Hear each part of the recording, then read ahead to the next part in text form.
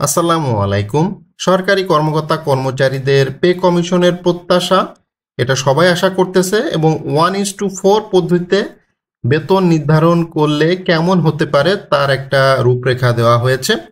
তো এই ভিডিওতে বিস্তারিত আলোচনা করব। 1:4 পদ্ধতি সেটা আসলে কি সেই বিষয়টা আমরা একটু দেখি। 2025 সালের পে কমিশন, নবম পে কমিশন অন্যতম প্রত্যাশা হলো বেতন কাঠামোকে সহজ করা এবং 1:4 অনুপাতে বেতন নির্ধারণ করা। সেখানে সর্বনিম্ন বেতন 35,000 টাকা এবং সর্বোচ্চ 1,40,000 টাকা রাখার প্রস্তাব রাখা হয়েছে। এই পদ্ধতিতে নির্ধারণের ফলে 20টি বিদ্যমান গ্রেড কমে 12টিতে আসবে, যা প্রশাসনিক জটিলতা কমবে এবং বেতন ভাতার বৈষম্য দূর করবে বলে আশা করা হচ্ছে। পে কমিশন প্রত্যাশিত সকল সরকারি কর্মকর্তা কর্মচারীগণ, এখানে 1:4 যে হিসেবটা বলা হয়েছে, এখানে সর্বনিম্ন বেতন আসতে পারে 35,000 টাকা এবং সর্বোচ্চ 1,40,000 টাকা। তো 1:4 পদ্ধতিটা কিরকম সেটা আমরা একটু দেখি। সরকারি চাকরিজীবীদের জন্য নতুন বেতন কাঠামো নির্ধারণের লক্ষ্যে গঠিতব্য পে কমিশনকে ঘিরে দেশ জুড়ে ব্যাপক আলোচনা ও প্রত্যাশার ঢেউ চলতেছে। বিশেষ করে মূল্যস্ফীতি, নিত্য প্রয়োজনীয় দ্রব্যের মূল্য বৃদ্ধি, এই সময়ে ন্যায্য ও টেকসই বেতন কাঠামো প্রণয়নের দাবি জানিয়েছে সরকারি কর্মচারীরা। তাদের মূল প্রত্যাশাগুলোর মধ্যে হলো সর্বোচ্চ ও সর্বনিম্ন বেতন অনুপাত 1:4 পদ্ধতিতে নির্ধারণ করা। দীর্ঘদিন ধরে সরকারি কর্মচারীদের মধ্যে এই ব্যবধান কমিয়ে আনার দাবি জোরালো হচ্ছে। বর্তমানে উচ্চপদস্থ কর্মকর্তাদের জন্য বেতন স্কেল সর্বনিম্ন কর্মচারীর তুলনায় অনেক বেশি। কর্মচারীদের মতে এই বিশাল ব্যবধানে অর্থনৈতিক বৈষম্য তৈরি করে এবং নিম্ন আয়ের কর্মচারীদের জীবনযাত্রার মান উন্নয়নে বাধা দেয়। 1:4 অনুপাত চালু হলে উচ্চ ও নিম্ন গ্রেডের কর্মচারীদের মধ্যে বেতন বৈষম্য উল্লেখযোগ্য হারে কমে আসবে, যা একটি ভারসাম্যপূর্ণ ও অন্তর্ভুক্তিমূলক সমাজ গঠনে সহায়ক হবে। আপনারা জানেন বর্তমানে যে সচিব পর্যায়ে আছে তার বেতন এখন 78,000 টাকা নির্ধারিত এবং যে একজন চতুর্থ শ্রেণী কর্মচারী আছে তার এখন বর্তমান বেসিক 8,250 টাকা।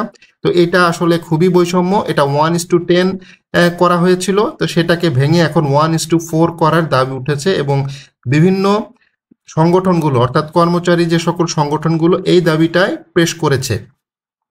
তো এখানে গ্রেড সংখ্যা কি কমবে? গ্রেড সংখ্যা আসলে কমার বিষয়টা খুবই জটিল একটি বিষয়, যেহেতু 20টি গ্রেড আছে। এই 20টি গ্রেড কমিয়ে 12টি গ্রেডের একটা প্রস্তাব দেওয়া হয়েছে। এখন পে কমিশনের যে সকল সদস্য আছে তারা কি আসলে এই 20টি গ্রেড কমিয়ে 12টি গ্রেড করার পক্ষে আছে কি নাই সেটা এখনো বোঝা যাচ্ছে না। মিটিং চলতেছে, বেশ কিছু মিটিং হয়ে গেছে। সেই সকল মিটিংয়ের আপডেট এখনো পর্যন্ত অল্প অল্প কিছু এসেছে, পুরাপুরি আসে নাই। সেটার বিস্তারিত খুব শিগগিরই হয়তো জানা যাবে। এবং 20টি গ্রেড যে হবে সেটা কিরকম হতে পারে, যে প্রস্তাবটা আপনারা দেখতেছেন এখানে প্রথম গ্রেড যেটা হবে সেটা হচ্ছে সচিব, সিনিয়র কর্মকর্তা, তার বেতন হবে 1,40,000 টাকা। দ্বিতীয় অতিরিক্ত সচিব 1,30,000, তৃতীয় যুগ্ম সচিব 1,20,000, চতুর্থ উপসচিব 1,10,000 টাকা, পঞ্চম সিনিয়র সহকারী সচিব সমান 1,00,000 টাকা, ষষ্ঠ সহকারী সচিব সমান 90,000।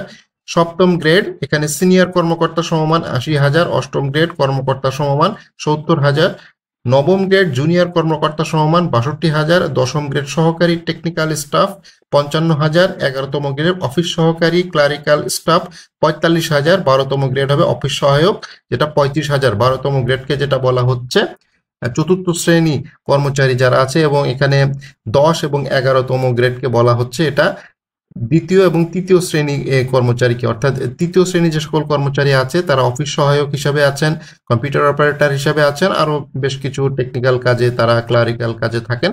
তো তাদের সর্বনিম্ন এখানে 45,000 টাকা এবং অফিস সহায়ক যারা আছে 35,000 টাকা। অর্থাৎ এখানে যে জিনিসটা করা হচ্ছে, অর্থাৎ চতুর্থ শ্রেণী কর্মচারীর জন্য 35,000 টাকা একটা নির্ধারণ করা হয়েছে।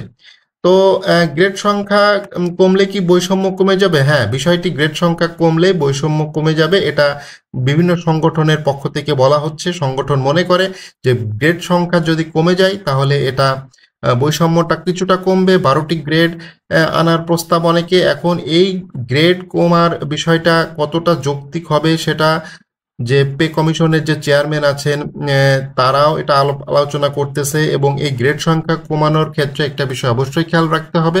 এটা শুধুমাত্র সরকারি কর্মকর্তা কর্মচারী না, এখানে স্বায়ত্তশাসিত প্রতিষ্ঠান সহ সশস্ত্র বাহিনীর কিছু কর্মকর্তা অর্থাৎ সৈনিক, অফিসার, তাদের বিষয়টাও আছে।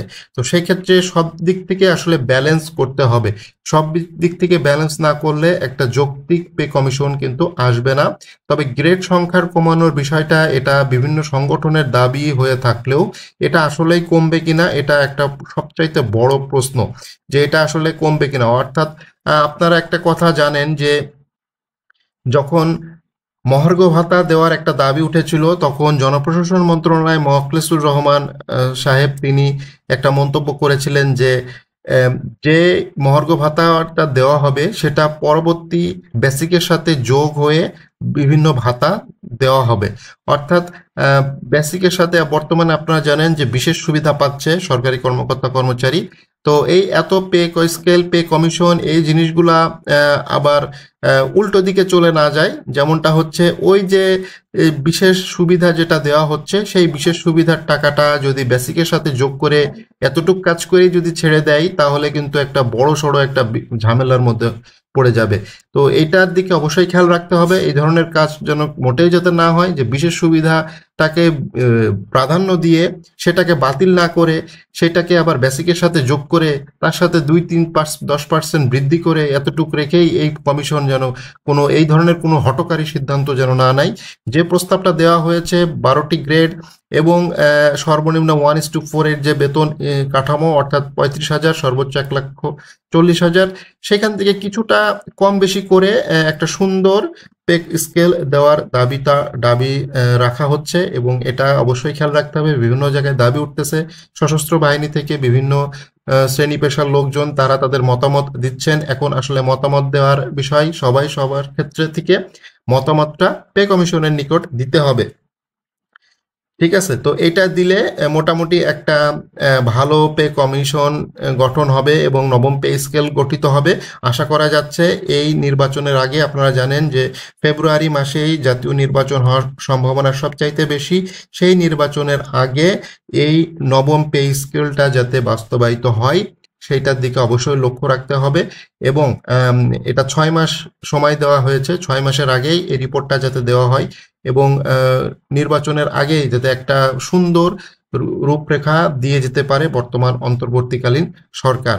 বর্তমানে প্রায় 20 লক্ষর কাছাকাছি সরকারি কর্মচারী আছে, তারা এই কিছুটা বেতন বৃদ্ধির ফলে, বিশেষ সুবিধা বৃদ্ধির ফলে কিছুটা তাদের সহায়তা হয়েছে, বাট বর্তমানে বাজারের যে অবস্থা তাতে আসলে ওই টাকা বৃদ্ধির ফলে খুব একটা যে লাভ হয়েছে সরকারি কর্মকর্তা কর্মচারীদের সেটা আসলে বলা যাচ্ছে না। এই জিনিসটা খুবই যুক্তিসঙ্গত হবে না যে বেতন বৃদ্ধি হয়েছে শুধুমাত্র ওই প্রথম, দ্বিতীয়, তৃতীয় শ্রেণী কর্মকর্তার জন্য। আসলে তৃতীয় এবং চতুর্থ শ্রেণী কর্মচারীর তেমন কোনো বেতন আসলে বাড়ে নাই, কিন্তু জিনিসপত্রের দাম কিন্তু সেই হারে বেড়ে গিয়েছে। তো এই বিশেষ সুবিধা দেওয়ার ফলে খুব একটা যে লাভ হয়েছে বিষয়টা কিন্তু এমন না।